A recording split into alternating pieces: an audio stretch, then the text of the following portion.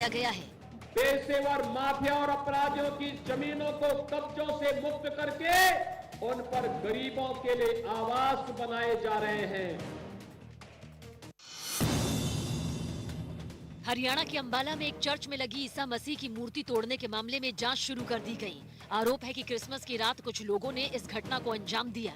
जो भी इसके लिए रिस्पॉन्सिबल है उनके खिलाफ हम जल्द कार्रवाई करेंगे।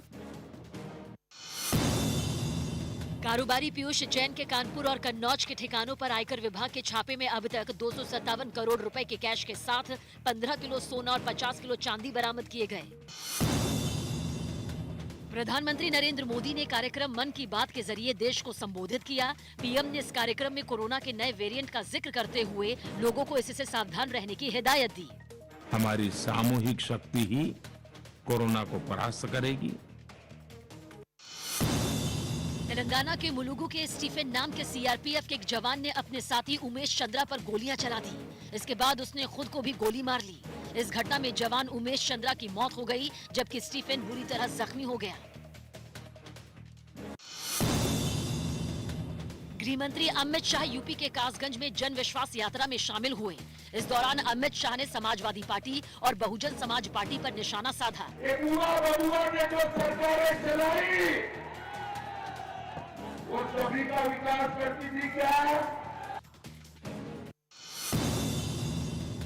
अफ्रीकी देश डीआर कांगो के बेनी शहर में एक आत्मघाती हमले में 5 लोगों की मौत हो गई।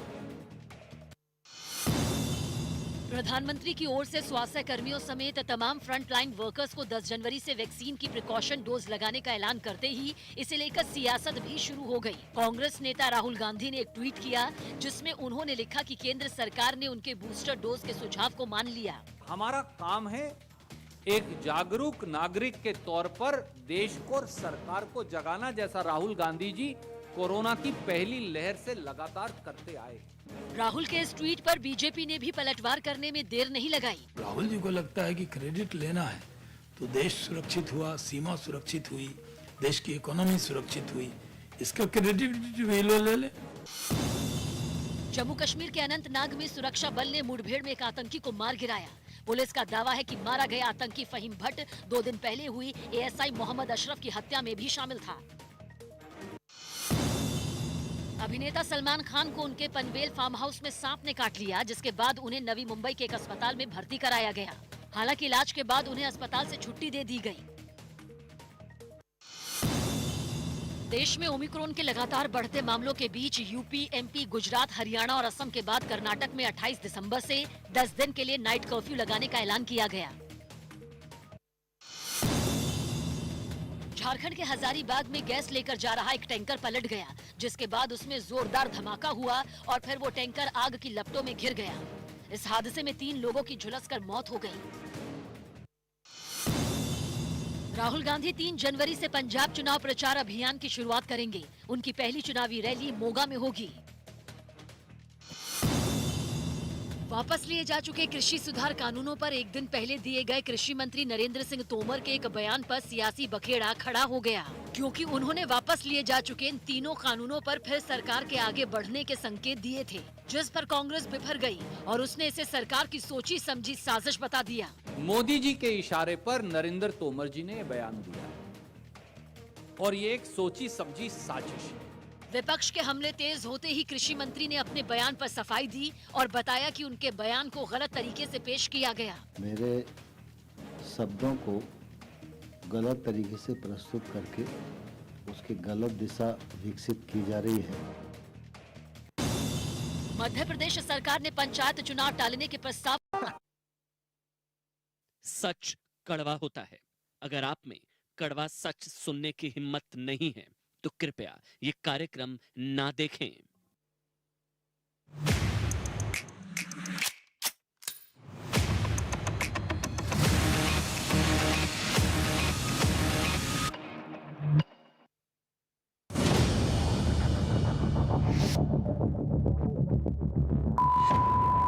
मोहनदास करमचंद गांधी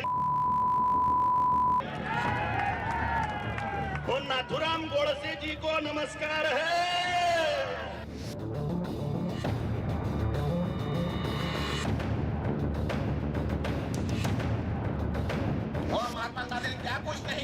लाख पिता का ये उपाधि से आज नवाजा गया। अब उनके विषय में इस धर्म संसद से ऐसी बात, मैं बहुत क्षमा चाहता हूँ आप सबसे। इस धर्म संसद में अपने आप को अलग करता हूँ, पृथक करता हूँ। इसकी जितनी निंदा की जाए कम है। प्रशासन जितने भी कड़क कदम उठाए जा सकते हैं उठाएंगे।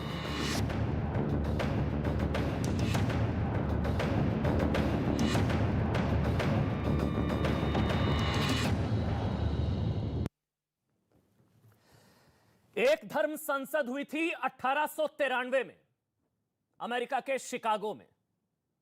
वो धर्म संसद जिसने पूरी दुनिया में हिंदुत्व का डंका बजा दिया था, पूरी दुनिया में हिंदुत्व का परचम लहरा दिया था।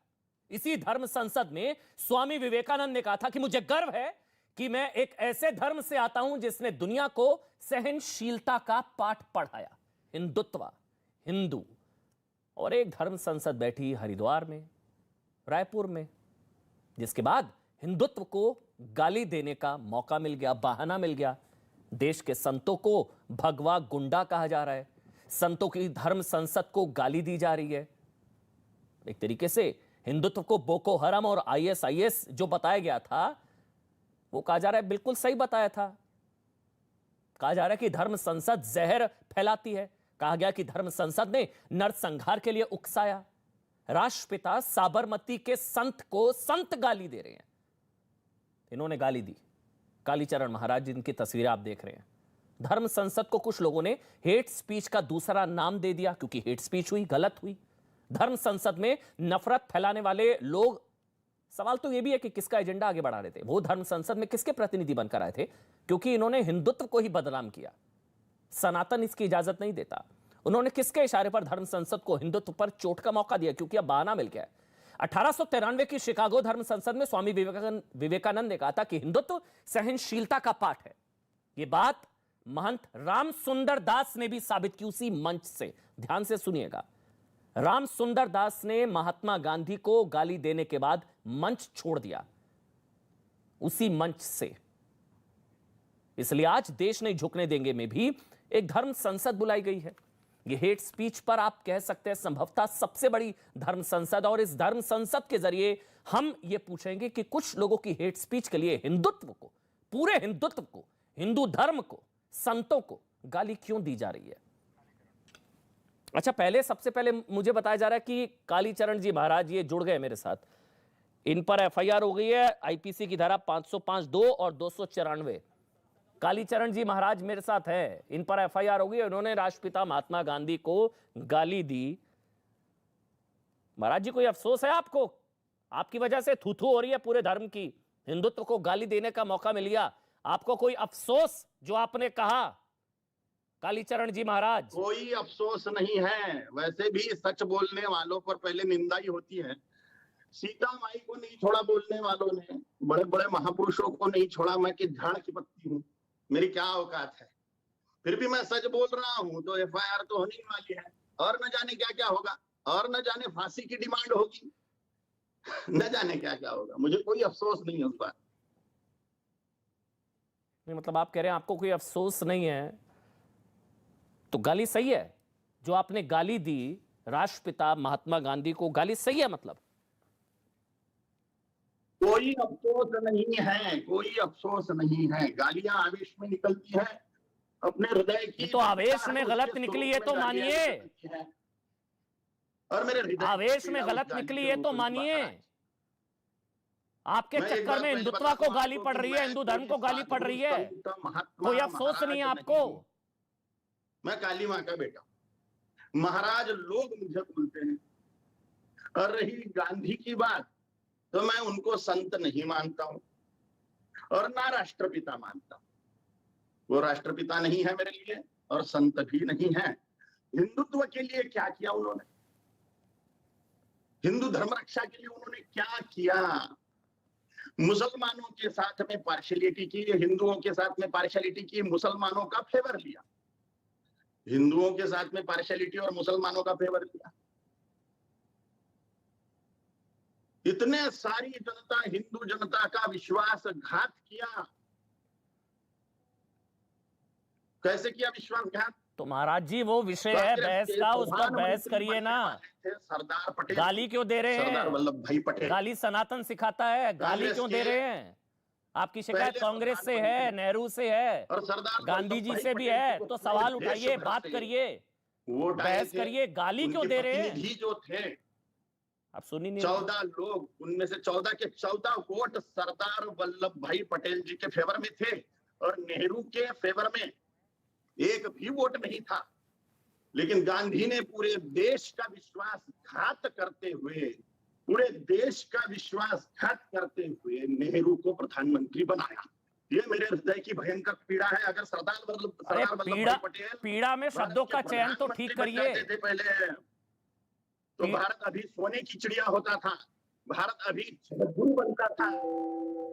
शांत रहो आप सब लोग। भारत अभी जगत गुरु बनता था, भारत सोने की चिड़िया बनता था, भारत चक्रवर्ती सम्राट होता था, अमेरिका से भी बड़ी महाशक्ति भारत होता था।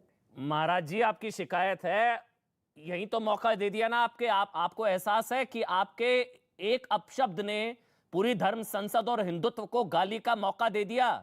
राहुल गांधी भी, और यही कहा जा रहा है कि राहुल गांधी सही थे फिर हिंदुत्व को लेकर। आपके चक्कर में हिंदुत्व को गाली पड़ रही है, हिंदू धर्म को गाली पड़ रही है। वो कह रहे हैं कि राहुल गांधी सही थे हिंदुत्व को लेकर। मतलब राहुल गांधी को हिंदुत्व की परिभाषा मालूम है क्या? हिंदुत्व माने क्या? जरा पूछो राहुल गांधी से। धर्म माने क्या पूछो इनको, राहुल गांधी से। धर्म माने क्या पूछो? ईश्वर प्राप्ति का शाश्वत साइंस, शाश्वत विज्ञान माने धर्म। हिंदुत्व माने कौन? हिंसयति दुष्ट दुर्गुणानाम सह हिंदू, जो स्वयं में के दुर्गुणों की हिंसा करे। हिंदुत्व गाली देना तो नहीं सिखाता महाराज जी। गाली देने वाला हिंदू नहीं है। शैव, वैष्णव और सनातन गाली देना सिखाता है, हिंदुत्व गाली देना सिखाता है। के प्राप्ति के मार्ग मिलाकर सनातन हिंदू धर्म है। इसमें इस्लाम और क्रिश्चियनिटी नहीं है, यह है हिंदुत्व। अहिंसा परमो धर्म, धर्म हिंसा तथैव च। अहिंसा परम धर्म है, लेकिन धर्म रक्षण के लिए हिंसा भी परम धर्म ही है। छत्रपति शिवाजी महाराज ने हिंसा करी, गुरु गोविंद सिंह जी महाराज ने हिंसा करी, राणा प्रताप जी महाराज जी पूरी बहस मेरे से कर लेंगे, मुझे कोई दिक्कत नहीं है, मैं आपसे बहस कर लूंगा। स्वामी श्रद्धानंद जिनकी हत्या की गई थी, स्वामी श्रद्धानंद ने महात्मा की उपाधि दी थी राष्ट्रपिता महात्मा गांधी को। साबरमती का संत उनको कहा जाता है। आप गाली दे रहे हैं, मैं 10 बार पूछ रहा हूं, गाली पर बताइए, गाली दी आपने? ये विद्वत्तापूर्ण विचार जो है वो लोग डिबेट करें, जिनको गाली देनी चाहिए थी कि नहीं देनी चाहिए थी, इस पर जो डिबेट करना चाहे वो करें। आपको कोई अफसोस है? कोई अफसोस? मेरा भड़ास है, मेरी भड़ास है, मैं मेरे शब्दों से निकालू, वो मुझे गाली देवे, बहुत अच्छी बात है। दो अपनी अपनी भड़ास निकालो, मुझे गालियां तो यही बोल दीजिए कि गलती से भड़ास में गलत बोल गया। आपके चक्कर में धर्म को गाली पड़ रही है, हिंदुत्व को गाली पड़ रही है।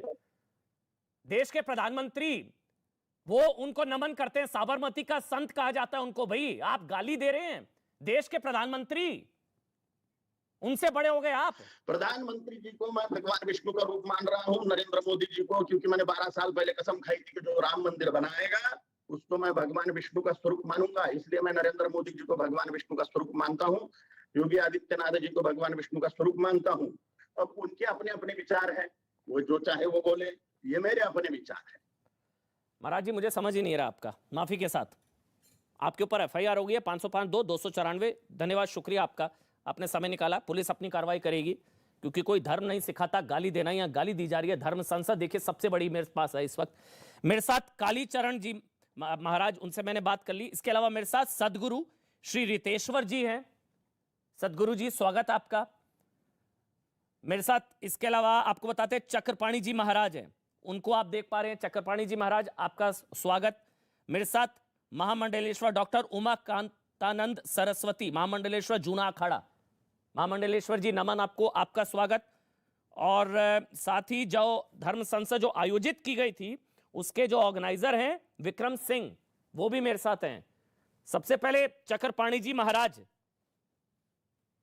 जो धर्म संसद में हुआ, जो बातें कही गई, हथियार उठाओ, गाली, मौका मिल गया ना धर्म संसद के बहाने हिंदुत्व को गाली देने का। ये तो नहीं है सनातन, ये तो नहीं है धर्म। चक्रपाणी जी महाराज, देने वाले जो भी हिंदुत्व को गाली देने वाले, वो तो उसी प्रकार से है जैसे सूर्य पे थूकने के समान है।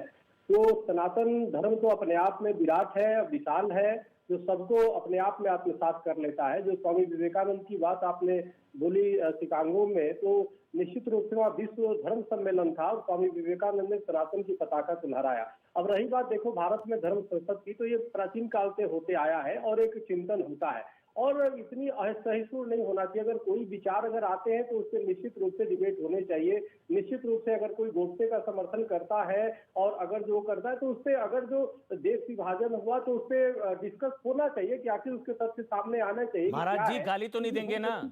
बिल्कुल नहीं, गाली बिल्कुल नहीं दिया तो बोलिए ना, गलत गाली दी गई, गलत बोला गया, बोलिए ना, स्टैंड लेने में क्या बुराई है? स्वामी श्रद्धानंद जी जो हमारे हिंदू महासभा के पूर्व राष्ट्रीय अध्यक्ष थे और उन्होंने हिंदुत्व के लिए काफी काम किया। उन्होंने गौरव आर्य समाज से लेकर के और लोगों का घर प्रवेश कराया और इतना क्षेत्र में काम किया, तो उन्होंने खुद राष्ट्र पिता की उपाधि दी। तो निश्चित रूप से हम उनको गाली नहीं दे सकते और गाली देना किसी भी तरीके से असंवैधानिक है, ठीक नहीं है। रही बात किसी वैचारिक मतभेद हो सकता है, वैचारिक मतभेद अगर है तो उसको एक डिबेट के द्वारा उसको तरीके से, और हमारे सनातन धर्म में तो शास्त्रार्थ की पूरी तरह मौका दिया गया है कि विरोधियों से शास्त्रार्थ किया जाए, विरोधियों से वाद विवाद किया जाए और मौखिक रूप से एक मर्यादा में रह करके, तो ये हमारा एक अंग रहा है। तो हमें लगता है कि शब्दों का चयन सही होना चाहिए और उसके बाद निश्चित रूप से वैचारिक मतभेद एक स्वस्थ न सिर्फ सनातन धर्म को आगे बढ़ाएगा बल्कि लोकतंत्र के लिए भी ठीक है।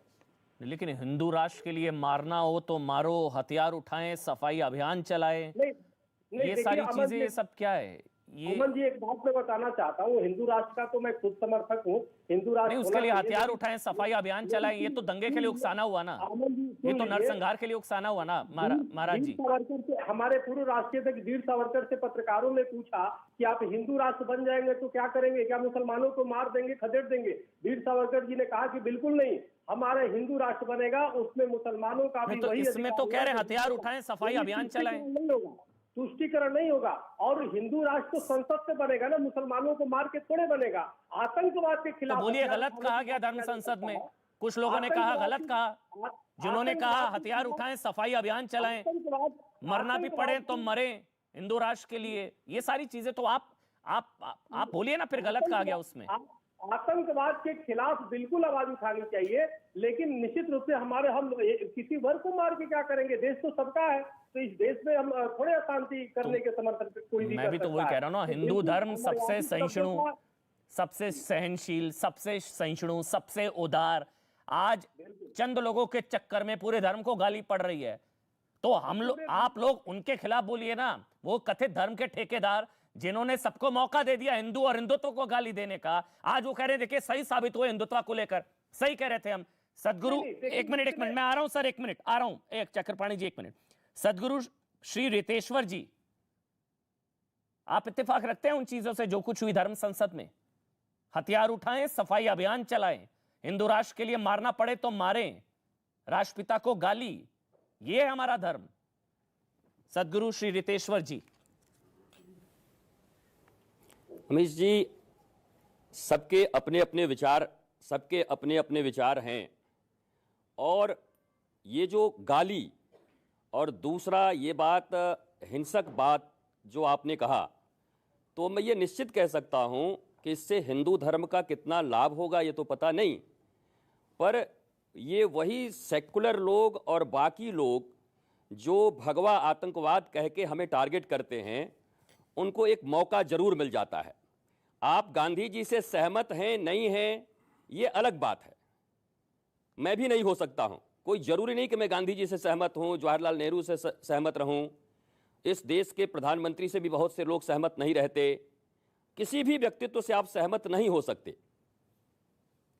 लेकिन मेरा यह कहना है कि आप जो बार बार कह रहे हैं कि धर्म संसद होना चाहिए, हो रहा है, हमें अपने भावनाओं पर और अपनी भाषा पर नियंत्रण रख के, हम चाहे हिंदू राष्ट्र की बात कर रहे हो, यह सनातन राष्ट्र था, है और होना चाहिए, लेकिन मैं ये चाहूंगा कि हमारी विद्वता और हमारी भाषा के ऊपर जो पकड़ है वो हमें कभी भी लूज नहीं करना चाहिए, क्योंकि ये जो अनावश्यक रूप से लोगों को हमें टारगेट करने का मौका मिलता है और वो सारे लोग एक साथ खड़े हो जाते हैं। देखो देखो ये भाषा है हिंदुत्व की, देखो देखो ये सनातन की भाषा है। आज देखिए ना, किसी को ओवैसी का बयान याद भी नहीं होगा, कोई इसकी बात भी नहीं कर रहा, किसी को गुस्सा नहीं आया। ओवैसी साहब ने बोला ना, ओवैसी ने बोला तुम्हें कौन बचाने आएगा, तुम्हें कौन बचाने आएगा। मैं अमन बोल रहा हूं सर, अमन कोई याद नहीं कर रहा। अमन अमन अमन जी कोई याद नहीं कर रहा। ओवैसी का इतना बड़ा हेट स्पीच कि कौन बचाएगा योगी के मठ में जाने के बाद और मोगी के पहाड़ में जाने के बाद, ये कैसी धमकी है। प्रधानमंत्री और मुख्यमंत्री कहीं चले जाएंगे तो तुम्हें कौन बचाएगा। माफी के साथ सदगुरु जी फर्क तो खत्म कर दिया ना, वही फर्क बनाकर रखना था जो धर्म संसद में उस फर्क को खत्म कर दिया गया। ओवैसी ने अगर वहां पर नरसंहार की बात करी कि तुम्हें कौन बचाने आएगा, योगी मठ चला जाएगा, वही मानसिकता तो धर्म संसद में कुछ लोगों ने दिखाई, तो फर्क तो खत्म कर दिया ना। जो फर्क बनाकर रखना था उस वही फर्क तो यही खत्म कहना किया है ना, मेरा यही कहना है कि हमें फर्क रखना है। हम सनातनी हैं, हम हिंदू हैं, हम बार बार कहते हैं वसुधैव कुटुंबकम। ये बात सही है कि हम शिवाजी की संतान हैं, हम राणा प्रताप के संतान हैं। हम जरूर अगर हमारे ऊपर कोई हमला होगा तो हम उसका जवाब देंगे, लेकिन हमें हमारी जुबान को, हमारी शास्त्रीय जुबान है, सनातन जुबान है, और हमें जरूर इस पर, लेकिन भावनाओं में अगर कोई बह के ऐसा कह दिया तो उन्हें स्वीकार भी करना चाहिए। नहीं और मुझे तो ऐसा लगता है कि भावनाओं में नहीं, देखिए जो गलत सही रुकिए सदगुरु जी, जो गलत सही भावनाओं में बहकर बोल दिया ये कह के बचाना नहीं है। अगर वहां पर हथियार उठाएं, सफाई अभियान चलाएं, हिंदू राष्ट्र के लिए मरना पड़े तो मरे, ये तो उकसाना है, ये तो सनातन दंगा थोड़ी, मतलब ये तो है ही नहीं ना। इसका समर्थन नहीं करता। तो वही मैं कह रहा हूं, क्लियर कट ब्लैक और व्हाइट होगा, फर्क बनाकर रखना होगा। इसलिए आज उसी धर्म मेरे साथ महामंडलेश्वर उमा कांतानंद सरस्वती जी हैं। उमा कांतानंद सरस्वती जी, धर्म संसद में जो कुछ हो रहा है ये तो धर्म नहीं है। हेलो जी, आवाज आ रही है आपकी, आप बोल सकते हैं महामंडलेश्वर उमा कांतानंद सरस्वती जी।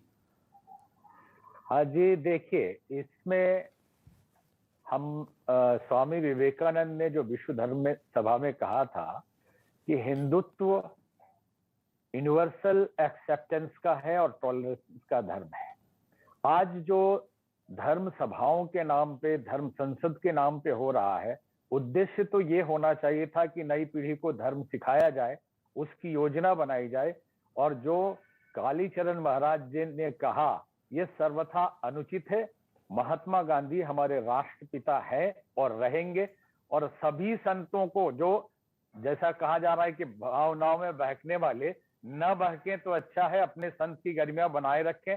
और ऐसे उग्र बोलने से कोई धर्म परिवर्तन नहीं होता है या धर्म में सद्भाव नहीं आता है। हम इससे सिखाना क्या चाह रहे हैं आने वाली पीढ़ी को। और आप लोग जो चर्चा कर रहे हैं कि हिंदुत्व के खिलाफ बोलने वालों को मौका मिल रहा है, तो निश्चित ही ऐसे संत मौका दे रहे हैं जिससे सभी संतों पे ये लांछन लग रहा है और हिंदुत्व के ऊपर लांछन लग रहा है। बिल्कुल, तो सबको निश्चित ही धर्म जागरण करना चाहिए, धर्म के सिद्धांतों में को आचरण में लाने के लिए प्रेरित करना चाहिए। लोग मिलजुल के रहे, अपने धर्म के प्रति आस्था रखे, लेकिन ऐसी बात कोई ना बोले और संत कोई गाली दे ये तो सर्वथा अनुचित। नहीं महामंडलेश्वर जी, मेरा सवाल इसलिए था, आप लोग सनातन के और हिंदू धर्म के ब्रांड एम्बेसडर्स है ना भाई, आप लोग मेरी नजर में। अब सनातन की सुपारी कई लोगों ने ले रखी है, आप जानते हैं, हिंदू धर्म की सुपारी, हिंदुत्व की सुपारी, उनको तो मौका चाहिए। यहाँ मौका हम ही लोग दे रहे हैं, आप ही लोग दे रहे हैं। ये सनातन की सुपारी कई लोगों ने ले रखी है। नवल किशोर दास जी भी है मेरे साथ महामंडलेश्वर, नवल किशोर दास जी, ये तो मौका हम ही लोग दे रहे हैं ना भाई, आप ही लोग दे रहे हैं भाई। आप लोग उनके खिलाफ खड़े नहीं होंगे कि ये हमारा धर्म नहीं है, ये हिंदू धर्म, ये सनातन नहीं है, मारो काटो हथियार उठाओ अभियान चलाए सफाई, ये तो नहीं है ना। नवल किशोर दास,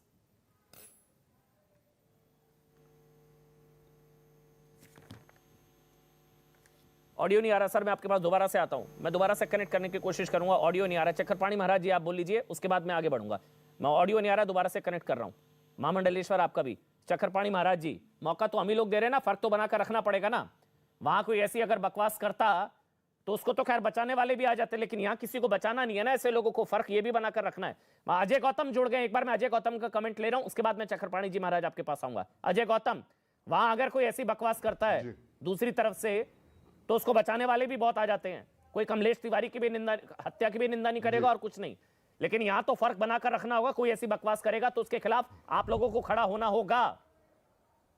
अजय गौतम, देखिए बात ये है मंजीत, 23 दिसंबर 2012 को जब हैदराबाद के में अकबरुद्दीन ओवैसी ने मां सीता, कौशल्या, राम और हिंदुओं के संस्कारों को गाली दी, अगर उस वक्त ही उसको उठा के जेल में भर दिया होता तो शायद आज धर्म संसदों में वैसी प्रतिक्रिया ना आती। मई 2014 के अंदर जब असदुद्दीन ओवैसी ने तो कोई फर्क नहीं है आप में और ओवैसी और आप लोगों में, उनका खून बहाने की, एक मिनट, फर्क नहीं है कोई। देखिए मोहनदास करमचंद गांधी जी ने हमेशा ये कहा कि जो भी बोलो सत्य बोलो, और सत्य जितना भी कड़वा क्यों ना हो वो बोलो। तो मैं आज उसी सत्य की बात कर रहा हूं, मैं उसी, चाहे वो आप किसी को कड़वा लगे, अच्छा, तो मैं उसकी बात आप गाली देने वालों में से हैं क्या? सवाल देखिए, मैं बात अब समझ लिए, बात ये समझिए कि हमारी धर्म संसदों में इस प्रकार की प्रतिक्रिया, इस प्रकार की प्रतिक्रिया क्यों आ रही है? देखिए मैंने आपसे क्या कहा, अगर देखिए आज ये सारी विवाद की शुरुआत से हुई कि नाथूराम गोडसे का समर्थन क्यों किया। आज देखिए मैं आपको बताता हूं, जिस तरीके से सुभाष चंद्र बोस की जो हत्या की गुत्थी आज तक नहीं सुन ली, इसी तरीके से मोहनदास करमचंद की हत्या किसने करी, ये भी, इसमें भी विवाद है। कौन सा विवाद है? क्योंकि उनको 3 गोलियां लगी, लेकिन गोडसे ने मारा, किसने करी? गोडसे, नाथूराम गोडसे की। देखिए मैं यही तो भ्रम है। नाथूराम गोडसे की पिस्टल से सिर्फ 2 गोली चली और महात्मा गांधी के शरीर से जो गोलियां मिली वो 3 गोलियां मिली, और तीसरी गोली किसने चलाई ये आज तक नहीं पता चला। तो आपको डाउट है कि गोडसे ने नहीं मारा? चित्पावन ब्राह्मणों का नरसंहार, आपको डाउट है? अब वही तो चीज है ना, अब किसी ना किसी को तो ब्लैक शिप बनाना था, तो वो ब्लैक शिप बन गए। और मैंने कहा, देखिए मैं गांधी जी की बात को कहता हूं, गांधी जी ने कहा था पापी से घृणा मत करो, पाप से करो। तो जो पाप किया, पाप हुआ, मेरी घृणा उससे। अजय गौतम एक चीज समझाइए, अजय गौतम आदर्शों को ही लगाते हुए चल रहा हूं। अजय गौतम जी गोडसे भक्ति के लिए गांधी को गाली जरूरी है क्या? राष्ट्रपिता साबरमती के संत, देखिए साबरमती के संत को दूसरा संत गाली, मेरी बात सुनिए, गोडसे भक्ति के लिए गांधी को गाली जरूरी है क्या? यहाँ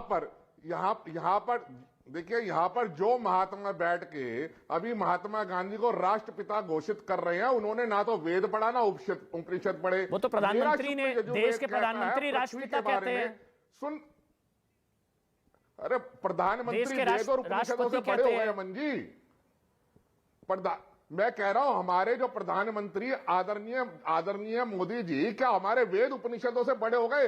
वेद कहता है ओम सयोना पृथ्वी नो भवा नरक्षरा निवेशनी यच्छा ना शर्मा सप्रथा, यानी हम इस सभी इस धरा के, इस मातृभूमि के, इस पृथ्वी के पुत्र हैं। हम इस धरती के महात्मा गांधी इसके पुत्र हो सकते हैं, इसके पिता नहीं हो सकते। इसके अंदर आप कहिए, और हमने इस बात को लेकर ज्ञापन दिया, इसको लेकर हमने ज्ञापन दिया। अजय गौतम, गांधी नहीं, मैं सवाल ले लेता हूं ना आपसे। नवल किशोर दास जी के पास जा रहा हूं। अगर महात्मा गांधी राष्ट्रपिता नहीं, तो आपके लिए गोडसे राष्ट्रपिता है क्या? जिसने हत्या की, गोडसे राष्ट्रपिता है क्या? विचारों में भिन्नता हो सकती है, लेकिन गाली गलौज थोड़ी ना देंगे। गाली देखिए नेहरू जी को सरकार चलाने में महात्मा गांधी के कारण समस्या हो रही थी। उस वक्त के एडिटोरियल पढ़ लीजिए। महात्मा गांधी ने कहा अगर 65 करोड़ पाकिस्तान को नहीं देंगे तो मैं नेहरू के खिलाफ अनशन करूंगा। उसकी हत्या कांग्रेस ने करी है या मोहनदास गोडसे ने करी है, जांच का विषय है। और तीसरी गोली किसने मारी थी महात्मा गांधी को, यह भी जांच का विषय है। तो इसलिए तथ्यों पे बात करिए, एडिटोरियल पे बात करिए, मैं फैक्ट पे बात कहां हो पाई बात? गाली के बाद देखिए, गाली के बाद मूल सवाल तो दब गए ना, आप समझ ही नहीं रहे हैं। विचारों में भिन्नता हो सकती है, होनी चाहिए, ये लोकतंत्र की खूबसूरती है, सवाल उठाना, उस पर बात करना, लेकिन गाली देकर तो मूल प्रश्न ही गायब हो गया ना। मैं नवल किशोर दास जी आपके पास जा रहा हूं, 1 मिनट रुक जाइए। महंत नवल किशोर दास, आ रहा हूं। अजय गौतम समझते हैं, अजय गौतम आ रहा हूं। आप और हम गाली समझ रहे हो, वहां लोकाचार की भाषा है। लोकाचार की भाषा गाली समझ रहे हो, वहां की लोकाचार की भाषा है। ये आप लोग अपने घर में, अजय गौतम जी, आप अपने घर में ऐसी लोकाचार की भाषा का इस्तेमाल करते हैं क्या? घर परिवार वालों को बोलते हैं क्या ऐसे? मैं रायपुर की भाषा की बात कर रहा हूं। मैं रायपुर की भाषा लोकाचार की भाषा, वो गाली दी जा रही है, आप कह रहे हैं लोकाचार की भाषा। बोर्ड ने पास करिया, वो संसदीय भाषा थी क्या? महंत नवल किशोर दास, मुझे गैंग्स ऑफ वासेपुर में जो सेंसर बोर्ड ने पास किया वो संसदीय भाषा थी क्या? अच्छा, गैंग्स ऑफ वासेपुर में गाली दी गई इसलिए राष्ट्रपिता को गाली दे दी, क्या तर्क दे रहे हैं अजय भाई आप? अजय भाई, मैं कह रहा हूं मोहल्ला 80 जो बनारस के ऊपर पिक्चर बनी थी, उसमें जिस शब्दावली को सेंसर बोर्ड ने, भारत सरकार ने पास किया, वो संसदीय भाषा थी क्या? और वहां मोहल्ला 80 पिक्चर थोड़ी ना बन रही थी, वहां पर गैंग्स ऑफ वासेपुर थोड़ी ना शूट हो रही थी अजय गौतम, वो धर्म संसद थी, धर्म संसद। धर्म संसद का मतलब आप मेरे से बेहतर समझते हैं। एक धर्म संसद 1893, स्वामी विवेकानंद, शिकागो। लोकाचार की बोली है वो। ये लोकाचार की, वहां मैं बोल नहीं सकता, आप बोल नहीं सकते, कह रहे हैं लोकाचार। महंत नवल किशोर दास, महंत नवल किशोर दास, खड़ा होना होगा ना ऐसे लोगों के खिलाफ। जी बोलिए, वरना मौका मिलता है हिंदू और हिंदुत्व और संतों को गाली देने का। एक गाली ने पूरे धर्म को गाली पड़ रही है। महंत नवल किशोर दास, देखिए, ये तो हम अपेक्षा करते हैं कि धार्मिक जगत के लोगों की संयम भाषा होना चाहिए, सभी का आदर करना चाहिए। महात्मा गांधी जी ने देश की स्वतंत्रता में लोगों को प्रेरणा दी, ये बात सही है। परंतु तमन जी, मैं खाली एक निवेदन करना चाहता हूँ कि कम से कम डिबेट को एक तरफ नहीं करना। हम ये नहीं कह रहे हैं कि उन्होंने जो गाली दी, जो शब्द का प्रयोग किया वो ठीक था, गलत था, किसी को भी नहीं करना चाहिए, किसी का अपमान नहीं होना चाहिए, चाहे मंच पे खड़े हो, कहीं खड़े हो, आपकी भाषा संयमित हो, यहाँ तक तो ठीक है। पर मैं एक निवेदन कर रहा हूँ, परिस्थितियाँ क्या पैदा क्यों हुई? ये देश का बंटवारा धर्म के नाम पर हुआ। 1947 में ऐसा निर्णय हो जाता कि सभी हिंदू इधर आ जाएं, जो इस्लाम को मानने वाले हैं तो उधर चले जाएं या अपने मूल धर्म में आ जाएं। मुझे लगता है ये सब झंझट होता ही नहीं। यहाँ कोई भी महात्मा गांधी जी का अपमान नहीं करना चाहता, हर व्यक्ति उनका सम्मान करता है। उन्होंने देश को एक दिशा प्रदान की, ये बात सही है। परंतु मैं ये भी विनम्रता से कहना चाहता हूं कि व्यक्ति के जीवन में सब कुछ सही नहीं होता। गांधी जी उसमें चाहते तो हो सकता था कि आज ये झगड़े ही नहीं होते, न राम मंदिर का झगड़ा होता, न काशी विश्वनाथ का होता, न हिंदू मुसलमान का झगड़ा ही नहीं होता।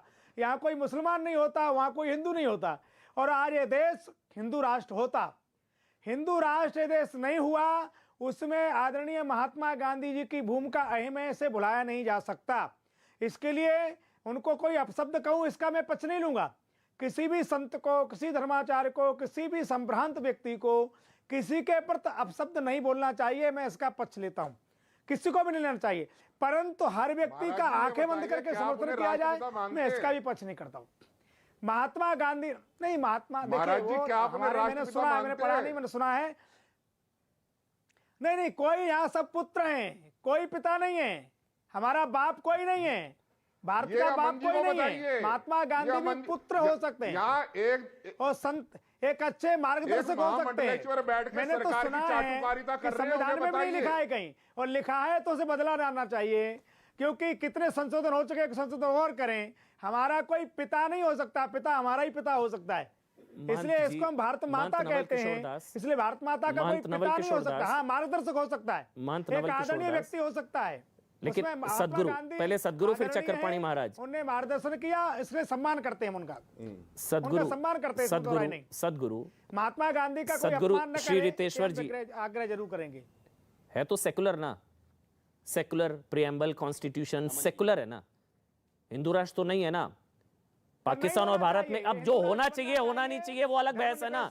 है तो एक मिनट ना सदगुरु, एक मिनट, महंत जी नागरिक होने के नाते मांग कर सकते हैं। अमन जी, मांग करना गलत नहीं, गाली देना गलत है। देश के नागरिक हैं, आप लोग मांग कर रहे हैं। नहीं, लेकिन उसको कहना है हथियार उठाओ, सफाई करो। गाली छोड़िए, नहीं, हथियार उठाएं, सफाई अभियान चलाएं। मान जी, एक तरफ तो लोग कह रहे हैं कि कौन रक्षा करेगा, हथियार उठाना ठीक नहीं, पर धर्म की रक्षा के लिए, राष्ट्र की रक्षा के लिए, धर्मद्रोहियों के प्रति या राष्ट्र का कोई अपमान करता है, राष्ट्र के सम्मान दिलाने के लिए कहीं यदि ऐसा करना पड़े तो करना चाहिए, व्यक्तिगत करके नहीं। तो फिर क्या धर्म के विरोध में नहीं, कानून और कोर्ट किस लिए है, फिर संविधान किस लिए है?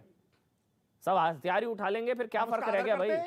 फिर किस चीज का आदर? कोर्ट का भी आदर करते हैं। सदगुरु जी एक मिनट रुक जाइए, सदगुरु जी एक मिनट, महन जी एक मिनट रुकिए। महन जी, किसी हिंदू ने कभी किसी मान जी का विरोध नहीं किया, कोई विरोध नहीं किया। मान जी, सदगुरु श्री रितेश्वर जी, हथियार उठाएं, सफाई अभियान चलाएं।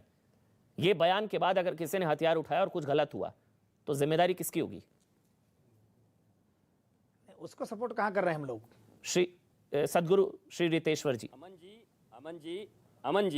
अमन जी, ये बहस इस विषय पर है, आपने रखा है ये संवाद या विवाद जो भी है, डिबेट है, इस विषय पर हो रहा है संवाद कि ये जो भाषा बोली गई वो सही है कि नहीं। तो एक लाइन में आप सुन लीजिए कि ये भाषा सही नहीं है, लेकिन हमारे चाहे गौतम जी हो, चाहे चक्रपाणी जी हो, गाली, चाहे हमारे और संत हैं, वो जो कह रहे नहीं, गाली सही नहीं है। और ये सही है, ये सही है क्या? हथियार उठाएं, सफाई अभियान चलाएं, हिंदू राष्ट्र के लिए मरने के लिए तैयार रहें, ये सही है क्या? मैं इस भाषा का समर्थन नहीं करता। अब आप सुनिए, मैं इस भाषा का समर्थन नहीं करता, परंतु हमारे सम्मानित जो यहाँ पर महंत और संत उपस्थित हैं, इन्होंने कहा कि प्रत्येक क्रिया के बराबर प्रतिक्रिया होती है।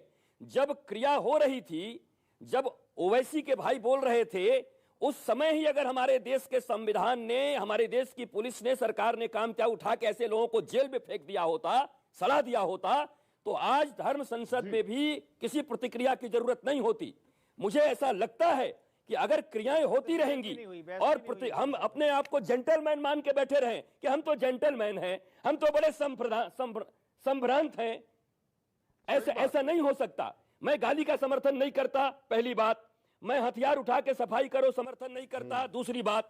लेकिन हमारे जो यहां पर संत महंत आवाज उठा रहे हैं, क्या आप समर्थन करते हैं कि हम तो तुम 100 करोड़ को देख लेंगे, 15 मिनट में पुलिस हटा दो? अभी उनके बड़े भाई कह रहे हैं कि मोदी योगी को जाने दो। कोई भी कुछ बोले जा रहा है एक पक्ष में, और हम संभ्रांत बन के बैठे रहे कि हम तो संभ्रांत हैं। हम संभ्रांत थे, कश्मीर से खत्म हो गए। हम संभ्रांत थे, 1947 में हमारी देश बट गई। हम संभ्रांत थे, अलग अलग देश बट गए, हिंदुस्तान इतना छोटा हो गया। हम संभ्रांत थे, अब 9 हमारी जो राज्य हैं हमारे हाथ से निकल गए। हम स्वयं अल्पसंख्यक हो गए। हम कितने संभ्रांत बने रहेंगे? लेकिन यह भाषा ठीक नहीं। हमें हमारी गरिमा को बना के रखना है, और हम गरिमा के साथ नहीं तो क्या, अपने देश के लिए, अपने राष्ट्र के लिए, तो क्या करेंगे? धर्म के लिए हर काम करेंगे। हर काम हथियार उठाएंगे। क्या करेंगे? हथियार उठाएंगे, सफाई अभियान चलाएंगे। आपके घर में कोई हथियार अरे आपके घर में, अमन जी, आपके घर में कोई हथियार लेके आएगा, आप क्या करोगे? मरोगे? नहीं, आपके घर में कौन लेकर आ रहा है हथियार? कौन मन जी के घर में हथियार लेकर आया? कौन अजय गौतम के घर में हथियार लेकर आया? कौन चक्रपाणी महाराज के घर में हथियार लेकर आया? पहले कह दिया मैं समर्थन नहीं करता। फिर मैं समर्थन, कानून है ना भाई, कानून है ना, सेक्शंस है ना, आईपीसी है ना, कोर्ट है ना। अमन जी, शब्बे रात को अगर आपको मैं छोटा सा उदाहरण दे रहा हूँ, हम कोर्ट से मांग कर रहे हैं। अच्छा, मेरे साथ एक मिनट, मेरे साथ विक्रम सिंह है, धर्म संसद के ऑर्गेनाइजर हैं। एक बार उनका कमेंट लेना बहुत जरूरी है। विक्रम जी, आवाज पहुंच रही है आप तक? जी जरूर ले लीजिए। माफी के साथ बहुत देरी से आपके पास आया, आवाज पहुंच रही है? विक्रम जी, आवाज पहुंच रही है? विक्रम जी तक आवाज नहीं आ रही। विक्रम जी, जो हुआ धर्म संसद में, जिन लोगों को बुलाया था, पहले उनका चेक किया था बायोडेटा, कौन है क्या, कुछ चेक किया था? जो बातें हुई है वहां पर, पूरी बदनामी हो रही है सर। आप ऑर्गेनाइजर हैं उसके। अमन जी, देखो, मैं एक चीज आपसे कहना चाहता हूँ, पूरे देश से कहना चाहता हूँ कि न तो धर्म संसद करने की जरूरत पड़ती आज देश में, न किसी को और बयानबाजी करने की जरूरत पड़ती। अगर बाबा साहब की बात मान ली जाती, जब देश का बंटवारा धर्म के आधार पे हुआ था और ये कहा था कि भाई जब तक आखिरी मुसलमान यहाँ से नहीं जाएगा, आखिरी हिंदू वहां से नहीं आएगा, इसको बंटवारा नहीं माना जाएगा। लेकिन आज इस चीज को देखो कि एक धर्म के आधार पे वो तो मुस्लिम राष्ट्र बन गया और ये हिंदू राष्ट्र नहीं बना, बाद में इसमें सेकुलर ये जोड़ दिया गया। तो मैं तो इन हमारे धर्म गुरुओं से भी कहता हूँ कि भाई इनको सबको सड़कों पे आना चाहिए और आकर के ये ऐलान करना चाहिए, पुरजोर तरीके से मांग रखनी चाहिए, क्योंकि ये हमारा हिंदू राष्ट्र था, है और रहेगा, तो इसके ऊपर बात होनी चाहिए। और देखिए, अतीत में किसने क्या किया, क्या किसने गलती की, पता क्या कहा जाता है? कहा जाता है कि गलती करी, क्या कहा जाता है? हिंदू पाकिस्तान, एक पाकिस्तान वो, सुधारो, और फिर ये हिंदू पाकिस्तान। फर्क क्या है? हम तो सेकुलर है ना सर, हम तो सेकुलर है ना। अरे भाई, सेकुलर तो बाद में जोड़ा। अगर सेकुलर थे तो बंटवारा करने की जरूरत क्या थी? अगर बंटवारा करने की जरूरत क्या थी फिर, ये बताओ मुझे। हिंदुओं को फर्क कह करके, सहनशील कह करके ही तो पलायनवादी बना दिया। अरे भाई, सहनशील क्यों होते हो? भारत और पाकिस्तान में फर्क तो बनाकर रखना होगा ना भाई। वहाँ जो हिंदुओं के साथ हो रहा है, यहाँ भी मुसलमानों के साथ होगा, तो फर्क क्या रह जाएगा? नहीं वहाँ जो हिंदुओं के साथ हो रहा है, यहाँ अगर हम लूटते रहे, पिटते रहे, मुझे बताओ पाकिस्तान में हिंदुओं के साथ क्या हुआ? पाकिस्तान में हिंदुओं के साथ क्या हुआ? नहीं, आप ये नहीं बोल रहे कि पाकिस्तान में हिंदुओं के साथ क्या हुआ? मैं तो कह रहा हूँ ना, उस चीज में बताओ। मैं तो रोज कहता हूँ सीए इसलिए जरूरी है, मगर वहाँ जो हो रहा है वही आप लोग करोगे, क्या फर्क है फिर? क्यों कर रहे? अरे भाई यहाँ मैं तो हिंदू राष्ट्र की बात कर रहा हूँ कि हिंदू राष्ट्र के लिए ऐलान करना चाहिए, सारे धर्मगुरुओं को आना चाहिए सड़कों के ऊपर और पुरजोर तरीके से मांग रखनी चाहिए। आपके हिंदू राष्ट्र में मुसलमानों के लिए जगह है? मैं मुसलमानों को क्या कह रहा हूँ, मैं कह रहा हूँ हिंदू राष्ट्र बनना चाहिए। आपके हिंदू राष्ट्र में मुसलमानों के लिए जगह है? अरे भाई जगह इनको पाकिस्तान दे तो दिया था, कायदे से इनका हक नहीं है रहने का। जब इनके बराबर का, जब इनको कह दीजिए ना, भरोसा नहीं है, ना संविधान पर भरोसा है, ना प्रियम्बल पर भरोसा है, ना कॉन्स्टिट्यूशन पर भरोसा है। संविधान क्या करेगा? 5 लाख पंडित वहां से निकाले, आ रहा हूँ एक करके सबको दे। 5 लाख पंडित वहां से निकाले तो संविधान कहा था, बताओ मुझे। एक मिनट आ रहा हूँ अजय गौतम, एक मिनट पहले चक्रपाणी महाराज बोलेंगे, बहुत देर से वेट कर रहे हैं। मुसलमान हिंदू ही था, वापस आ जाएंगे अपने धर्म में। हिंदू भगा दिए, संविधान कहा था, बताओ जरा मुझे। महामंडलेश्वर उमा कांतानंद सरस्वती, शुरुआत में उनका ऑडियो नहीं आ पाया था। महामंडलेश्वर उमा कांतानंद सरस्वती जी, आपने सबको सुना। महामंडलेश्वर जी आप अपनी बात रखिए। जी देखिए, हमारा तो कहना यह था कि हमारा धर्म अब शब्द बोलना नहीं सिखाता है। भले ही हम संघर्ष करते हैं, अपने अधिकारों की लड़ाई लड़ते हैं, लेकिन हमारा सिर्फ ये कहना था कि जो शब्द प्रयोग किया गया वो ठीक नहीं था।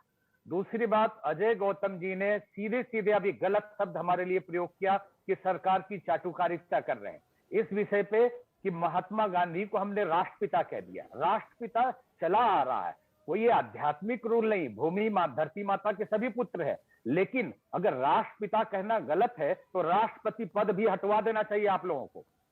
और किसी को पति कैसे हो जाएगा कोई फिर किसी राष्ट्र का, जब पिता नहीं होता? ये तो शब्द दिए गए हैं सम्मान का, कोई पिता नहीं हो जाता है और कोई पति नहीं हो जाता है, सब पुत्र ही है। और जो गौतम जी ने कहा, थोड़ा आप भी संयम रखिए, आपने कहा कि महामंडलेश्वर बैठ के यहाँ पे चाटुकारिता कर रहे हैं, ये सब शब्द यहाँ भी आप ना प्रयोग करें कृपया। और हम हमेशा हिंदू है तो हिंदू मतलब समग्र सभी पंथों को सही स्थान देने वाला, सबके लिए हृदय रखने वाला, वसुधैव कुटुंबकम वाला, और हिंदू राष्ट्र के पक्षधर हम भी है। इस भारत हिंदू भूमि पर जितने भी लोग हैं सब हिंदू है और ये राष्ट्र हिंदू है, केवल घोषित करने की देरी है।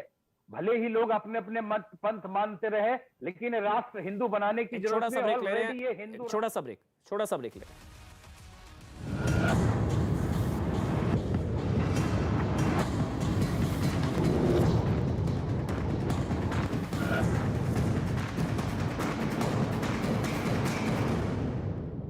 दुकानों पर आयकर विभाग के छापे में अब तक 257 करोड़ रुपए के कैश के साथ 15 किलो सोना और 50 किलो चांदी बरामद किए गए।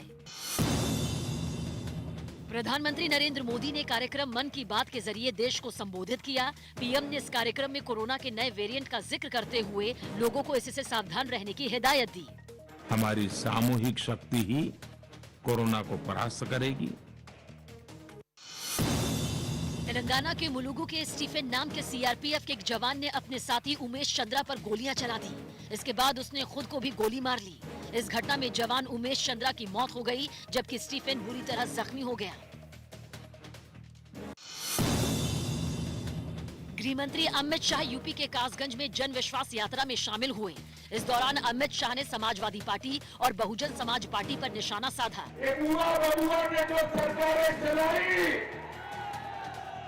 वो सभी का विकास करती थी क्या? अफ्रीकी देश डीआर कांगो के बेनी शहर में एक आत्मघाती हमले में 5 लोगों की मौत हो गई। प्रधानमंत्री की ओर से स्वास्थ्य कर्मियों समेत तमाम फ्रंटलाइन वर्कर्स को 10 जनवरी से वैक्सीन की प्रिकॉशन डोज लगाने का ऐलान करते ही इसे लेकर सियासत भी शुरू हो गई। कांग्रेस नेता राहुल गांधी ने एक ट्वीट किया, जिसमें उन्होंने लिखा कि केंद्र सरकार ने उनके बूस्टर डोज के सुझाव को मान लिया। हमारा काम है एक जागरूक नागरिक के तौर पर देश को और सरकार को जगाना, जैसा राहुल गांधी जी कोरोना की पहली लहर से लगातार करते आए। राहुल के इस ट्वीट पर बीजेपी ने भी पलटवार करने में देर नहीं लगाई। राहुल जी को लगता है कि क्रेडिट लेना है तो देश सुरक्षित हुआ, सीमा सुरक्षित हुई, देश की इकोनॉमी सुरक्षित हुई, इसका क्रेडिट भी ले ले। जम्मू कश्मीर के अनंतनाग में सुरक्षा बल ने मुठभेड़ में एक आतंकी को मार गिराया। पुलिस का दावा है कि मारा गया आतंकी फहीम भट्ट 2 दिन पहले हुई एएसआई मोहम्मद अशरफ की हत्या में भी शामिल था।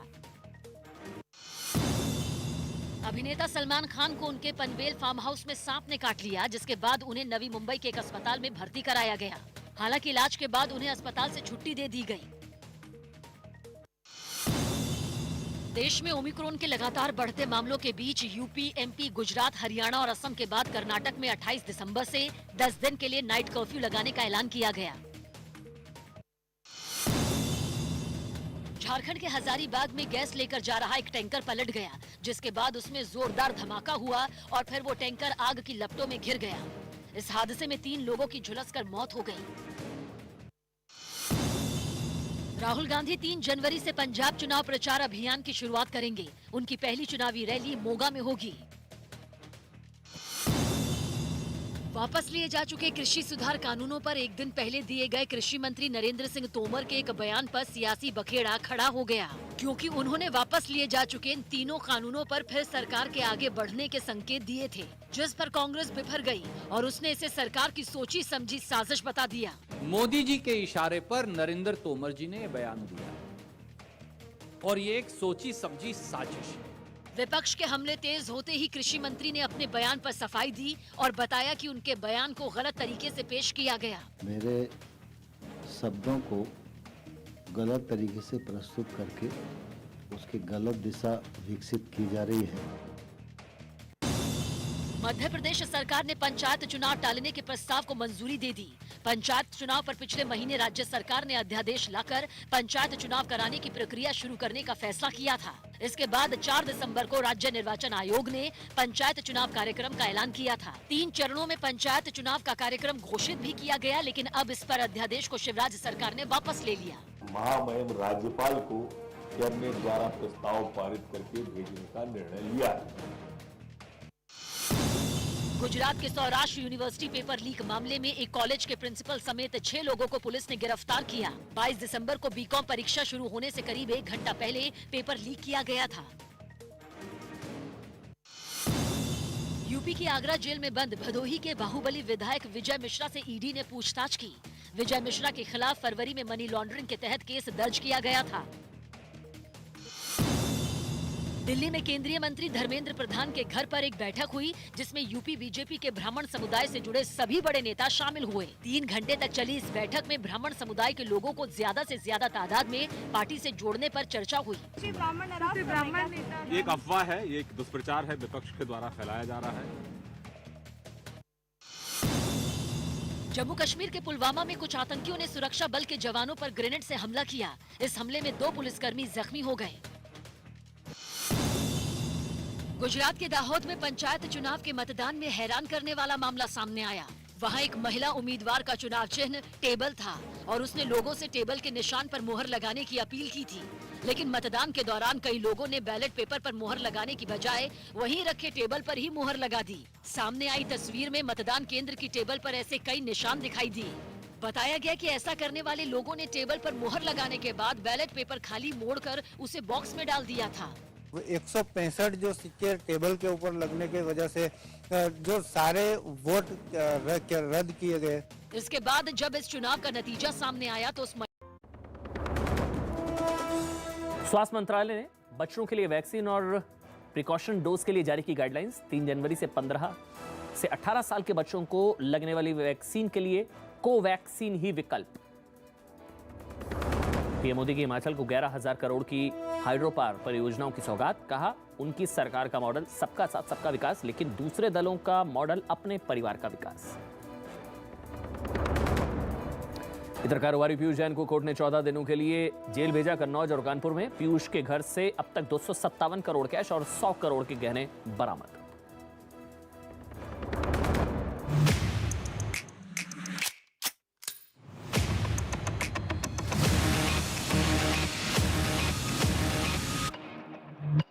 जा रहे हैं। हरियाणा के अंबाला में एक चर्च में लगी ईसा मसीह की मूर्ति तोड़ने के मामले में जांच शुरू कर दी गई। आरोप है कि क्रिसमस की रात कुछ लोगों ने इस घटना को अंजाम दिया। जो भी इसके लिए रिस्पॉन्सिबल है उनके खिलाफ हम जल्द कार्रवाई करेंगे। कारोबारी पीयूष जैन के कानपुर और कन्नौज के ठिकानों पर आयकर विभाग के छापे में अब तक 257 करोड़ रुपए के कैश के साथ 15 किलो सोना और 50 किलो चांदी बरामद किए गए। प्रधानमंत्री नरेंद्र मोदी ने कार्यक्रम मन की बात के जरिए देश को संबोधित किया। पीएम ने इस कार्यक्रम में कोरोना के नए वेरिएंट का जिक्र करते हुए लोगों को इससे सावधान रहने की हिदायत दी। हमारी सामूहिक शक्ति ही कोरोना को परास्त करेगी। तेलंगाना के मुलुगु के स्टीफन नाम के सीआरपीएफ के एक जवान ने अपने साथी उमेश चंद्रा पर गोलियां चला दी। इसके बाद उसने खुद को भी गोली मार ली। इस घटना में जवान उमेश चंद्रा की मौत हो गई, जबकि स्टीफन बुरी तरह जख्मी हो गया। गृह मंत्री अमित शाह यूपी के कासगंज में जन विश्वास यात्रा में शामिल हुए। इस दौरान अमित शाह ने समाजवादी पार्टी और बहुजन समाज पार्टी पर निशाना साधा।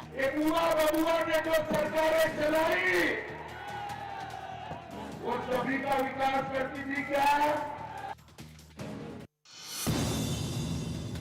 अफ्रीकी देश डीआर कांगो के बेनी शहर में एक आत्मघाती हमले में 5 लोगों की मौत हो गई। प्रधानमंत्री की ओर से स्वास्थ्य कर्मियों समेत तमाम फ्रंटलाइन वर्कर्स को 10 जनवरी से वैक्सीन की प्रिकॉशन डोज लगाने का ऐलान करते ही इसे लेकर सियासत भी शुरू हो गई। कांग्रेस नेता राहुल गांधी ने एक ट्वीट किया जिसमें उन्होंने लिखा कि केंद्र सरकार ने उनके बूस्टर डोज के सुझाव को मान लिया। हमारा काम है एक जागरूक नागरिक के तौर पर देश को और सरकार को जगाना, जैसा राहुल गांधी जी कोरोना की पहली लहर से लगातार करते आए। राहुल के इस ट्वीट पर बीजेपी ने भी पलटवार करने में देर नहीं लगाई। राहुल जी को लगता है कि क्रेडिट लेना है तो देश सुरक्षित हुआ, सीमा सुरक्षित हुई, देश की इकोनॉमी सुरक्षित हुई, इसका क्रेडिट भी ले ले। जम्मू कश्मीर के अनंतनाग में सुरक्षा बल ने मुठभेड़ में एक आतंकी को मार गिराया। पुलिस का दावा है कि मारा गया आतंकी फहीम भट्ट 2 दिन पहले हुई एएसआई मोहम्मद अशरफ की हत्या में भी शामिल था। अभिनेता सलमान खान को उनके पनवेल फार्म हाउस में सांप ने काट लिया, जिसके बाद उन्हें नवी मुंबई के एक अस्पताल में भर्ती कराया गया। हालांकि इलाज के बाद उन्हें अस्पताल से छुट्टी दे दी गई। देश में ओमिक्रॉन के लगातार बढ़ते मामलों के बीच यूपी, एमपी, गुजरात, हरियाणा और असम के बाद कर्नाटक में 28 दिसंबर से 10 दिन के लिए नाइट कर्फ्यू लगाने का ऐलान किया गया। झारखंड के हजारीबाग में गैस लेकर जा रहा एक टैंकर पलट गया, जिसके बाद उसमें जोरदार धमाका हुआ और फिर वो टैंकर आग की लपटों में घिर गया। इस हादसे में 3 लोगों की झुलसकर मौत हो गई। राहुल गांधी 3 जनवरी से पंजाब चुनाव प्रचार अभियान की शुरुआत करेंगे। उनकी पहली चुनावी रैली मोगा में होगी।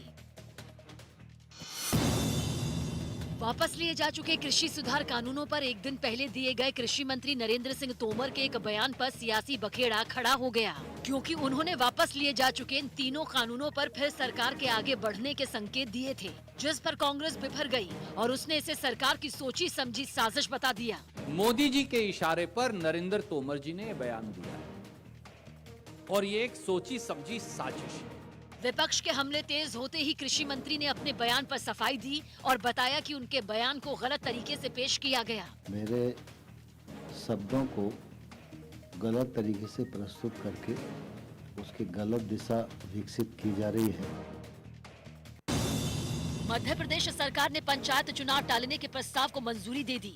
पंचायत चुनाव पर पिछले महीने राज्य सरकार ने अध्यादेश लाकर पंचायत चुनाव कराने की प्रक्रिया शुरू करने का फैसला किया था। इसके बाद 4 दिसंबर को राज्य निर्वाचन आयोग ने पंचायत चुनाव कार्यक्रम का ऐलान किया था। 3 चरणों में पंचायत चुनाव का कार्यक्रम घोषित भी किया गया, लेकिन अब इस पर अध्यादेश को शिवराज सरकार ने वापस ले लिया। महामहिम राज्यपाल को कैबिनेट द्वारा प्रस्ताव पारित करके भेजने का निर्णय लिया है। गुजरात के सौराष्ट्र यूनिवर्सिटी पेपर लीक मामले में एक कॉलेज के प्रिंसिपल समेत 6 लोगों को पुलिस ने गिरफ्तार किया। 22 दिसंबर को बीकॉम परीक्षा शुरू होने से करीब 1 घंटा पहले पेपर लीक किया गया था। यूपी की आगरा जेल में बंद भदोही के बाहुबली विधायक विजय मिश्रा से ईडी ने पूछताछ की। विजय मिश्रा के खिलाफ फरवरी में मनी लॉन्ड्रिंग के तहत केस दर्ज किया गया था। दिल्ली में केंद्रीय मंत्री धर्मेंद्र प्रधान के घर पर एक बैठक हुई, जिसमें यूपी बीजेपी के ब्राह्मण समुदाय से जुड़े सभी बड़े नेता शामिल हुए। 3 घंटे तक चली इस बैठक में ब्राह्मण समुदाय के लोगों को ज्यादा से ज्यादा तादाद में पार्टी से जोड़ने पर चर्चा हुई। ये एक अफवाह है, ये एक दुष्प्रचार है, विपक्ष के द्वारा फैलाया जा रहा है। जम्मू कश्मीर के पुलवामा में कुछ आतंकियों ने सुरक्षा बल के जवानों पर ग्रेनेड से हमला किया। इस हमले में 2 पुलिसकर्मी जख्मी हो गए। गुजरात के दाहोद में पंचायत चुनाव के मतदान में हैरान करने वाला मामला सामने आया।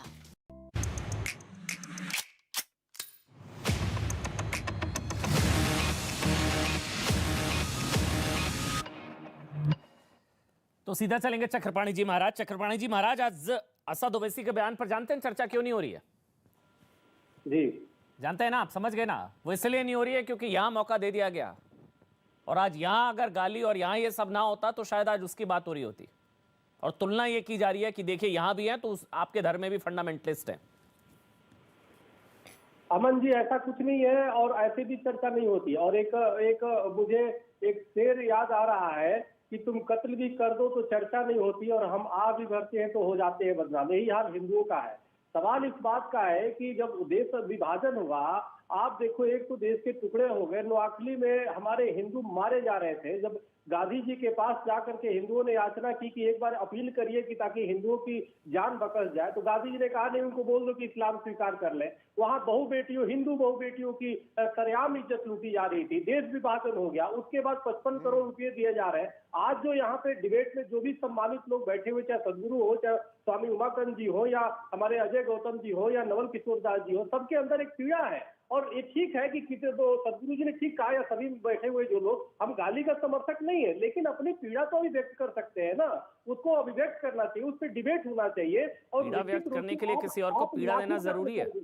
आप पीड़ा व्यक्त करने के लिए किसी और को पीड़ा देना जरूरी है। नहीं, आप हथियार उठाएं, सफाई अभियान चलाएं। आप देखिए, लाखों, और सिर्फ हिंदू नहीं मारे गए, लाखों हिंदू मुस्लिम, यानी धर्म निरपेक्षता रूपी आतंकवाद के तलवार से मानवता को शर्मसार किया गया। और हिंदू मुस्लिम आप देखो कितने मारे गए, ट्रेनों से हिंदुओं को काट करके गिफ्ट में भेजा गया। आप उसको कैसे भूल सकते हो? आप देखो कि किस प्रकार से पाकिस्तान से चल के, पैदल चल करके लोग आए और कैसे कैसे बचे, आधे से अधिक तो उधर ही मार दिए गए। तो ये चीजें कौन है? जो गांधी जी कहते थे कि हमारे लाशों पे देश विभाजन होगा, और वो जिंदा भी रहे और देश विभाजन भी हो गया। तो आखिर उस समय की मनस्थिति को थोड़ा समझना होगा। स्वामी श्रद्धानंद की भी हत्या हुई थी, और स्वामी श्रद्धानंद जी ने ही महात्मा गांधी को महात्मा की उपाधि दी थी। यही तो हिंदू सहिष्णुता और उदारता है ना। नहीं, उसका हम अजय गौतम आ रहा हूं, अजय गौतम आ रहा हूं। गांधी जी वीर सावरकर पे आपत्तिजनक बोलते हैं। जब और लोग, कांग्रेस के लोग वीर सावरकर पे, जिसने दो आजन्म कारावास की सजा मिली, जिस वीर सावरकर ने सर्वस्व अपने न्यौछावर कर दिया। आप जरा सोचो कि यही एक भारत ऐसा देश है और कांग्रेस पार्टी ऐसी पार्टी है जो कि गाली देके और अभी भी बची हुई है। आप क्या कहेंगे? वो तो ये है ना, वो तो यही है ना कि यही कहा जाता है कि हिंदुत्व, जब राहुल गांधी कहते हैं हिंदुत्व मारने का नाम, काटने का नाम, और उसके बाद ये स्टेटमेंट आ जाती है हथियार उठाएं, मारें और सफाई अभियान चलाएं, तो कहते हैं वो सही कह रहे थे। फिर वो सही कह रहे थे अजय गौतम। अब अजय गौतम, उसके बाद नवल किशोर दास, अजय गौतम।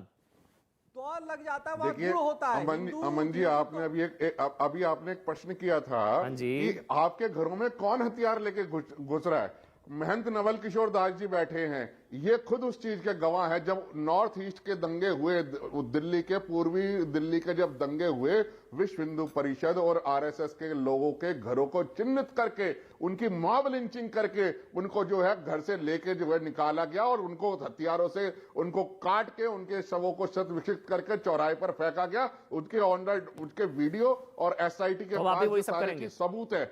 उस वक्त में कोई नहीं, आप हम नहीं कर रहे, लेकिन क्या हमें अपना बचाव करने का भी अधिकार नहीं है? क्या मेरा सेल्फ डिफेंस करने का भी अधिकार नहीं है?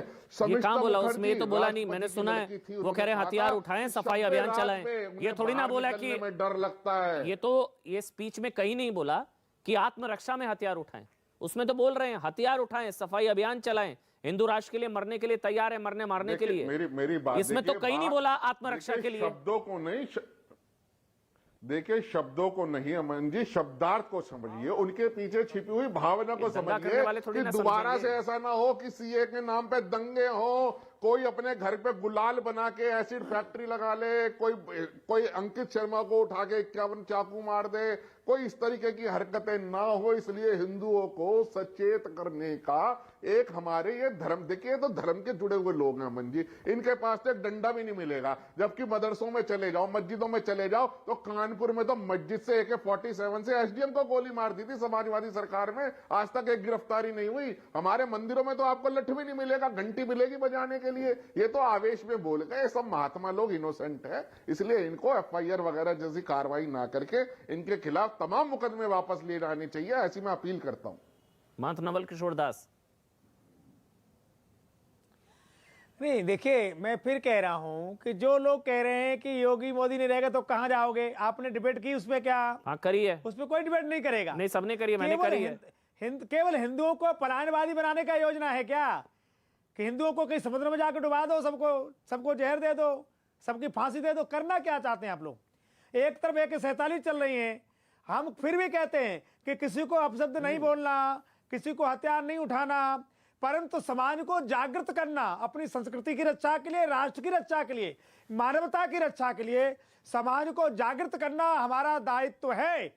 हम अपने धर्म की रक्षा करें, हमारा दायित्व है, पर किसी की हत्या नहीं करना चाहते, हम किसी को मारना नहीं चाहते, पर हम ये भी नहीं चाहते कि हमारी बहन बेटी को कोई सामने उठा के ले जाए, हम ये भी नहीं चाहते कि हमारी आबरू समाप्त हो जाए, हम ये भी नहीं चाहते कि हमारे बूढ़े पिता की कोई हत्या कर दे। आप तो ऐसी बात करें जैसे देश में कानून का राज खत्म हो गया। होंगे, हम सुनते रहे देश में कानून का राज खत्म हो गया, हिंदू बेटियों को उठा के ले गया। आ जाओ ना अभी भी सुनिए अमन जी, सुनिए अमन जी, यही चौहान बाग है, वो 7 मंदिर पड़े, कोई दीपक जलाने वाला नहीं है।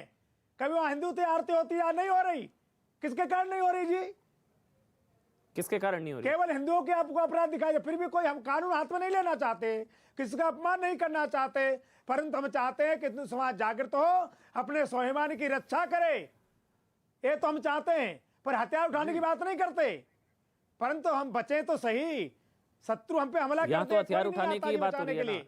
मेरी आपत्ति तो वही है ना, बचा जा सकता है। मेरी तो आपत्ति वही है ना, अगर वैसे बोलते हैं तुम्हें कौन बचाने आएगा। मेरी बात सुनिए ना महंत जी, गाली नहीं, महंत जी, महंत नवल किशोर दास, गाली नहीं, मैं समझ गया आपकी बात, लेकिन अगर ओवैसी कह रहे तुम्हें कौन बचाने आएगा और यहाँ पर कहा जाता है कि हथियार उठाएं, सफाई अभियान चलाए, क्या फर्क है?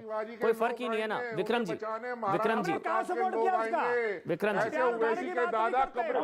अमन जी, विक्रम जी, विक्रम जी, अपने स्वाभिमान के, विक्रम जी, अमन जी, नवल किशोर जी सही कह रहे हैं कि बहन बेटियों को, आपने देखा नहीं कश्मीर में किस तरीके से मस्जिदों से अनाउंस कर दिया था कि भाई बहन बेटियों को यहीं छोड़ जाओ, अपनी औरतों को, लड़कियों को यहीं छोड़ के जाओ, निकल जाओ। तब कहाँ थे कानून और सरकार, पुलिस फोर्स कहाँ थी? और आज तक वही भरोसा उठ गया, हमारे फिर रहे हैं पूरे देश में, उठ गया भरोसा। आप मुझे बताओ, आज आपको कुछ कर दो उनके लिए, आप करवा दो। आज कौन से कानून की उसकी बात कर रहे हो? अगर ऐसी कोई बात है, आप मुझे बताओ कि जब एक तरफ से मारा जा रहा है, पहले हिंदू पलायन कर रहा है, तो हिंदू क्या करेगा फिर? तो सजा हो रही है ना, सजा हो रही है ना। अभी एक लव जिहादी को हुई है ना सजा। अरे भाई 10 साल की सजा हुई है अभी। मेवात से सारे कानपुर कोर्ट ने एक लव जिहादी को 10 साल की सजा सुनाई है ना, पॉक्सो एक्ट के तहत। मैं कह रहा हूँ हरियाणा में मेवात एक जगह है, वहां से सारे हिंदू पलायन कर गए, तो बताओ किसको सजा हुई? एक को भी सजा हुई हो तो बता दो मुझे। तो इसका ये मतलब थोड़ी ना है कि अब आप लोग कानून में हाथ में लेके सजा देंगे। महामंडलेश्वर उमा कांतानंद सरस्वती जी, हिंदू राष्ट्र बने, ये मांग गलत है क्या? हिंदू राष्ट्र बनना चाहिए कि नहीं बनना? उमा कांतानंद सरस्वती जी, अगर आप तक मेरी आवाज पहुंच रही है, आप मुझे बताओ। हिंदू होना, बहुसंख्यक होना अपराध जैसा हो गया है लगता है। महामंडलेश्वर उमा कांतानंद सरस्वती जी, मेरी आवाज आप तक पहुंच रही है? ठीक है, उनको दोबारा कनेक्ट करने की कोशिश करेंगे। आप बोल लीजिए महंत जी, आप बोल लीजिए महंत नवल किशोर दास। मैं ये कह रहा हूँ कि भाई मैं ये कह रहा था कि हिंदू होना अपराध है क्या? हथियार पाप है? हथियार के लिए उकसाना अपराध है, हथियार उठाने के लिए उकसाना अपराध है क्या? महंत जी, हथियार उठाने के लिए उकसाना अपराध है। उसको हम देखो, आप एक ही बात पकड़े हो पूरी डिबेट में, केवल अमन जी आप एक ही बात पकड़े हो। यहाँ जितने लोग बैठे सबने कहा कोई गाली नहीं दे, कोई अपशब्द मत बोलो, कोई हथियार मत उठाओ। कहा हमने कहा भैया? हमने कहा है हरिद्वार में वही तो हमने हथियार उठाने की बात नहीं की, हमने कहा अपनी रक्षा करने का हमें अधिकार है कि नहीं? बता दो खाली, हिंदू को अपने स्वाभिमान और अपने जीवन रक्षा करने का अधिकार है कि नहीं? देखिए इतना बता दो खाली। एक ही नारा है। चक्रपाणी जी 30 सेकंड वाइंड अप करना है। चक्रपाणी जी, मौका मिल जाता है ना। नहीं, एक बात कहते हैं कि राहुल गांधी सही कह रहे थे हिंदुत्व को लेकर, मारने काटने की बात उन्होंने कही और यहाँ हो रहा है। आप लोग वही बात कर रहे हैं। राहुल गांधी तो खुद कंफ्यूज है, उनको पता ही नहीं है कि वो बोल क्या रहे हैं। वो तो छोड़ दीजिए उनकी बातें, वो तो कांग्रेस को ही डुबो रहे हैं। वो तो चलिए छोड़िए, वो कांग्रेस मुक्त भारत बनाने में उनका सबसे बड़ा योगदान है राहुल जी का, वो धन्यवाद के पात्र है। जिसको हिंदू और हिंदुत्व में पता नहीं है तो उसको छोड़ दीजिए। हिंदुत्व जहां भी लग जाता है ऐसे बयानों से वही सही साबित हो जाते हैं ना। 100 बात की एक बात किशोर रजवाणी के साथ।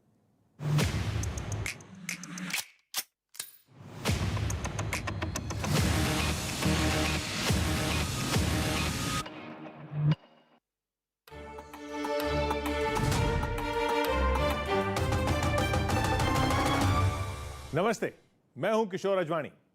घड़ी इशारा कर रही है 9 बजे रात का। वक्त 100 बात की एक बात का। टैक्स चोरी के आरोपों में घिरे कानपुर के कारोबारी पीयूष जैन को 14 दिन के लिए जेल भेज दिया गया। पंजाब में विधानसभा से पहले चंडीगढ़ नगर निगम के लिए हुए चुनाव में आम आदमी पार्टी ने सबसे ज्यादा सीटें जीत लीं। 1 जनवरी से 15 से 18 साल के बच्चे वैक्सीनेशन के लिए कोविन ऐप पर रजिस्ट्रेशन करवा सकेंगे, जिसके लिए स्कूल का आईडी कार्ड